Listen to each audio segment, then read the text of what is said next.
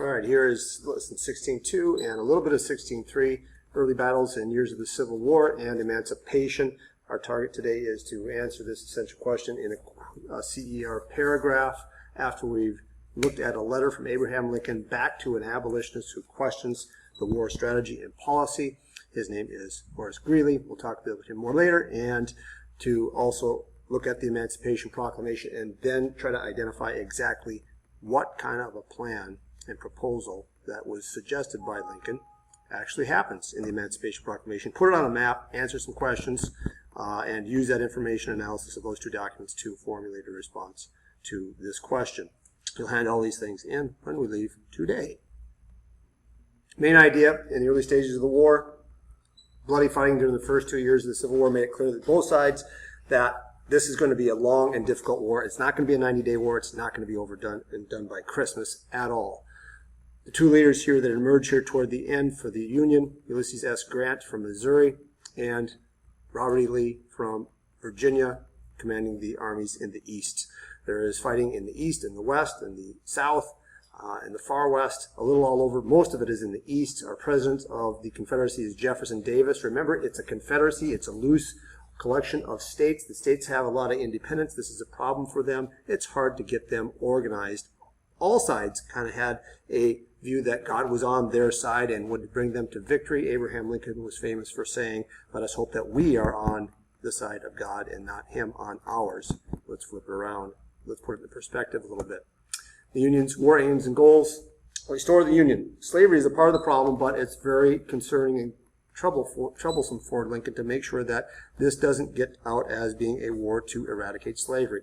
Remember that the primary aim is not to abolish slavery. That wasn't the Republican Party platform. The platform and the goals were to keep it where it is, but abolitionists are going to get a stronger voice, and as the war goes on and as things get more difficult and or less successful in the East with losses of battles and such, individuals like Horace Greeley here are going to pressure him that it should be about slavery.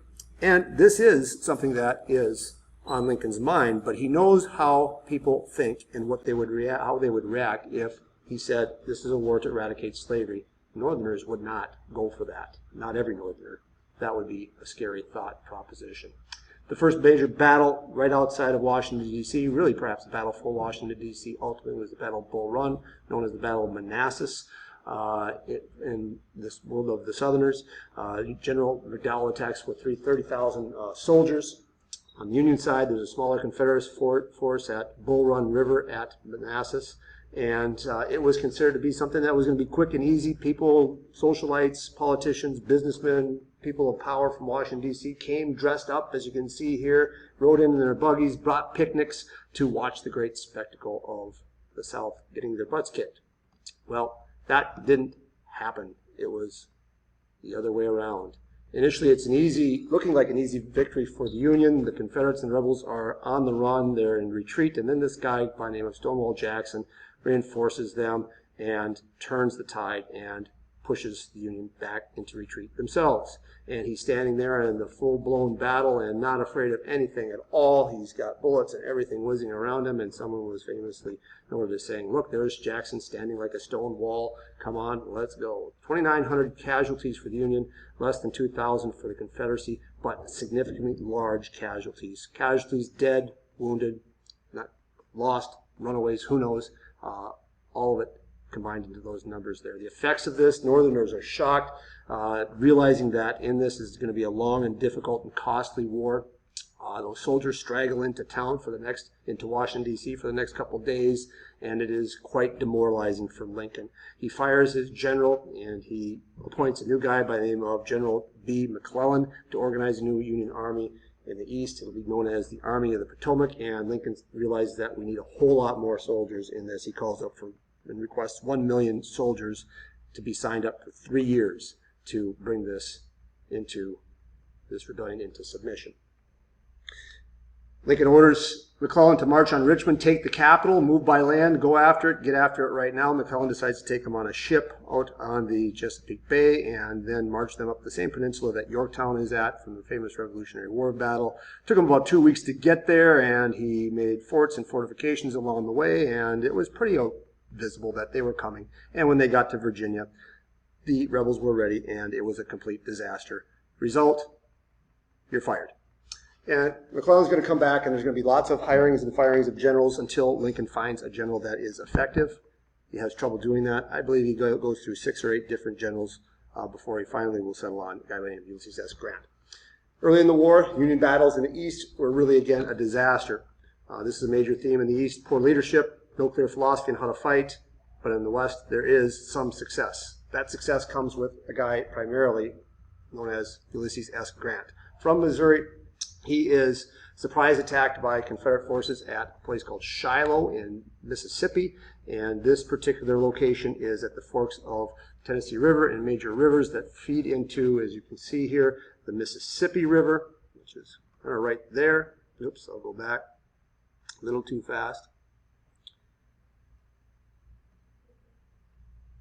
And initially it looks like a rebel win, but Grant is going to prove himself to be a relentless fighter. He attacks, he attacks, he attacks, and it results in a Union victory with massive casualties. Significance of this particular battle: it gives the Union control of this region up here, the Ohio River, the Tennessee River, other major rivers and tributaries flowing deep into the South, and the upper Mississippi River Valley, which is important to get resources into and to get military forces into to start attacking into the South. This is a significant battle and piece of success for the Union. A little bit of the piece of the Anaconda Plan coming to fruition here. The Battle of New Orleans is also significant. A particular Union admiral by the name of Farragut captures the largest city in the South, and with that, it controls the mouth of the Mississippi.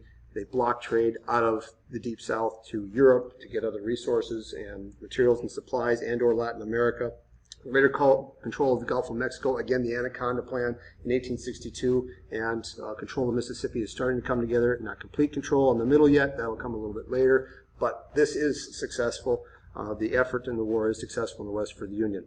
So that's a major theme there. Great, going pretty good in the West, but in the East, around the major population centers in Washington, D.C., absolutely horrible. As this is going on and as losses mount and disasters mount in the East, calls for slavery's end grow more strong amongst abolitionists, and many are questioning the war strategy and Lincoln's ability and the Union's ability to do anything about this great war that we've got going on here. And individuals like Frederick Douglass said, you have to make this war about slavery. It's a moral wrong. It equals and brought about the rebellion. You can't save the Union without ending it. The issue is still going to be there if you keep slavery there. Douglass argued that that whole cotton diplomacy strategy of the South might actually help them win. And cotton and that whole concept of Britain and France being reliant on it, economically dependent on it, it might bring them into the war if the supply is shut off and the textile factories suffer. But if we make it a battle against, or a war about slavery and anti-slavery, a war of freedom, then that is going to equal Britain and France being much less likely to support and aid the South, because now it would be a war against slavery. And slavery in Britain, I'm not too sure about France, but slavery in Britain was eliminated in 1833. The common public is not pro-slave. Therefore, the government wouldn't get involved. So make it about slavery. It'll help isolate us and prevent the South from getting any foreign help and assistance. Lincoln very much fears that talking about this would cause Northerners not to want to enlist, cause soldiers to desert because they wouldn't fight and die for a slave. And especially in the border states, that would cause them perhaps to want to secede. So as the war progressed, this is a strong concern he has, but in the back of his mind, he personally, like many Northerners, would love to see slavery go away, but at the same time, making it go away would be disastrous as well. And to how to make it happen and make it happen without disaster is the trick and the issue. He has some things in mind. You're going to see this in his letter in what comes out in the Emancipation Proclamation. Without success on the battlefield, though, making a statement about freeing the slaves might make the Union effort look desperate. Can't even win a battle, and you're just going to rely on statements like freeing the slaves to help win the war. Sounds like a toothless tiger.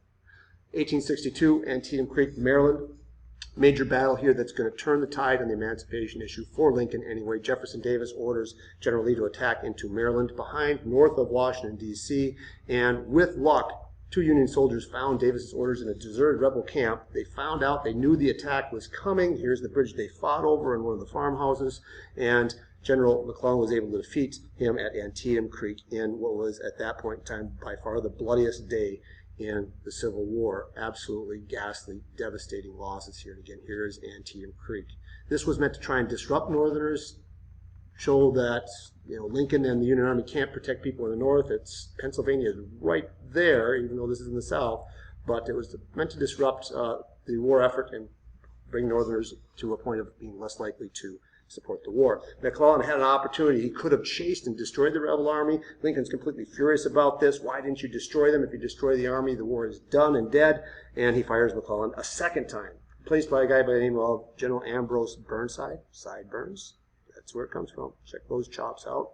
The first real victory in the East with Antietam, though, is going to be used by Lincoln as an opportunity. And with this victory in the East, Lincoln decides that what he's been planning, what he's been writing, his Emancipation Proclamation, is ready to be announced. Despite the fact that most of his cabinet members said, don't do it, you're crazy, this is going to be a disaster, don't do it. He's concerned, though, on how he presents it. The Constitution doesn't strictly give him the power to end slavery, word for word, right? We've talked about strict constructionism and loose constructionism, but as commander-in-chief, that is specifically his position, in a national crisis, the Constitution does give him the power to take property from an enemy in wartime. And what is slavery or slaves? They are property. They are contraband. Know this term. Write it down. Definition is there on your for you to look at in the wiki. Contraband is anything that can be used by the enemy in war and can be confiscated to bring about victory in that war. It's an executive order, not passed by Congress. It's an executive order in a national emergency. Make sure you read through it and answer the questions that are on the bottom of your map. Did it free the slaves immediately, everywhere? Why? What's the purpose behind it? It's really meant to economically devastate the South so that a labor force can't be used to prepare and defend and fight the Civil War. The result is many slaves are going to be fleeing when the Union armies arrive, but they're not going to be free right away. Key for us here is to understand where they're free and why, and what formula is actually carried out that is discussed in Lincoln's letter to Horace Greeley. With this, Britain and France will never fight against the Union. It's getting rid of slavery, so therefore to fight for the South would mean they're protecting slavery. Those people are not willing to do that. So this Emancipation Proclamation is also going to open the door to the 13th Amendment, of course, as well. By the end of the war, this will be passed in 1865, which abolishes slavery, so it brings about the notion, if we free slaves, now what? What's going to happen? What's their status in society, politically, economically, all this. All right, if you have kind of a set of dominoes, this is kind of one domino that's going to go down and it has to lead to something else. And those are questions that are going to be answered and going to be responded to with things like the 13th Amendment. So, at this point in time, what you're going to do is get together in groups of 4, no more than 4. You're going to read Lincoln's letter in response to an open letter that this Horace Greeley wrote in his paper. It was titled The Prayer of 20 Millions Northerners, published in August 19th, 1862, calling Lincoln to free the slaves, to weaken the Confederacy, to call on also, it also called into question his war strategy and policy. Now, these two guys know each other very well. They were competitors. In fact, Horace Greeley is going to try to become president in 1864 and steal the Republican nomination away from him. But read that carefully and answer questions number 1 through 4 right underneath the map that you have there. All right? Put it right on there. And read that, highlight it, annotate it, read those questions very carefully. Reread that letter. It's an excellent letter. And kind of note the tone that Lincoln uses in this. We'll talk about his tone and his personality a little bit next time we get together. So once you're done with that, then read the Emancipation Proclamation. You've got to link this with the letter to Greeley. Okay, this is Greeley's, this is kind of goofed up, but read the letter to Greeley. So then after that, read the Emancipation Proclamation. Answer questions 1 through 4 at the bottom of the map. All right, there's 2 sets of 1 through 4. Make sure you really follow the directions on number 4 at the bottom. Note, highlight, annotate those places where the Emancipation Proclamation says they're free or not free. Take it as a very literal document. If it mentions it, then it is. If it doesn't mention it, then it isn't. And then consider which formula in Greeley's letter did he follow. So once you're done with that, you should be able to do this, each one of them in about 15 minutes or so. Take a look at the essential question the last 15 minutes of class. Individually on your own, on a separate sheet of paper, write down the essential question, answer the essential question, CER, claim, evidence, reasoning, answering. What were the effects of the Emancipation Proclamation based on what you've read and based out of our notes? And Lincoln's response to criticisms, what he says in there, his strategy and his goal in the war. Use that information from those documents to answer the question. Attach the map, PD activity, those questions, the map should be done, hand it in. Check the whole morning. Have a great day. Make a lot of hay. Set, go.